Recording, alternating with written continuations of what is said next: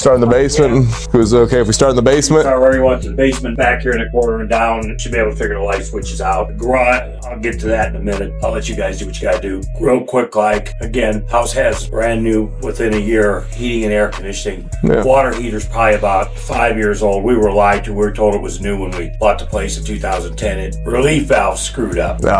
And we couldn't get it changed, so we ended up having to put a Whole new tank in. which was okay. Roof's about 2 years old. It was Nice. a tear off. They did a tear off. They did a complete tear off. And the spouting has that. It's either a leaf filter or a leaf guard. One of those. They gotta look new. Yeah. Because that pine tree was filling it up, you know, and causing problems. So Big tree. Yeah, it is a huge ass. I pulled up. I I had was some like, of the top. I saw the top was cut. Okay. Yeah, a couple of years ago.